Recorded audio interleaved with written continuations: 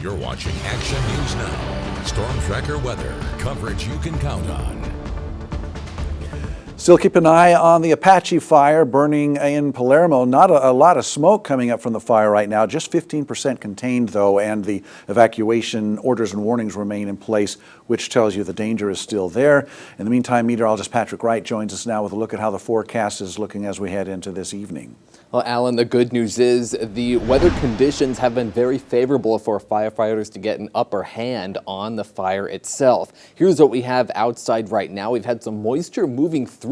Most of it stayed in the atmosphere, but that is going to help, at least when fighting a fire. Not a lot of rain has made it to the ground, but it did evaporate as it fell through the air, and that means it added moisture to the air. This is the view from the east Los Molinos camera. Lots of dry grass, but also still some clouds in the sky. This dry grass will respond quite nicely and quite quickly when it comes to changes in the weather. So that is why we like seeing some of the moisture added to the air. Now, clouds are clearing out tonight, so we will lose some of that moisture this evening and throughout the day tomorrow. There is a slight cooling trend ahead, but we are back to the 100s for some this weekend and then even hotter early next week. So here's what we're looking at for the clouds. We may see an isolated shower or two in the northern Sierra and southern Cascades late tonight into early tomorrow morning, but things really clear out tomorrow morning for everybody by 7:30. So heading out the door, you will need the sunscreen and the sunglasses because the sun will be shining all day tomorrow.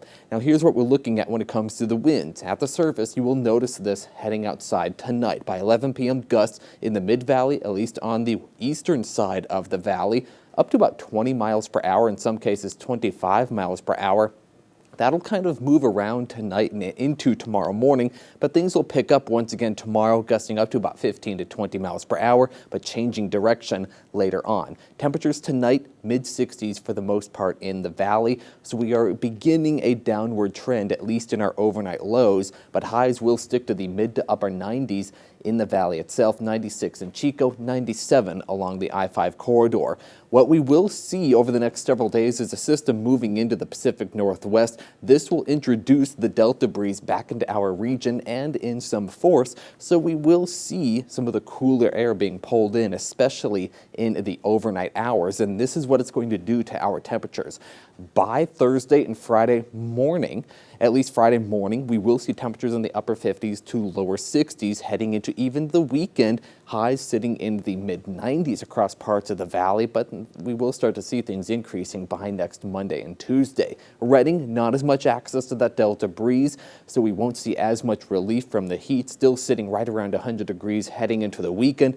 Back to 108 by next Tuesday, with those lows getting into the lower 70s.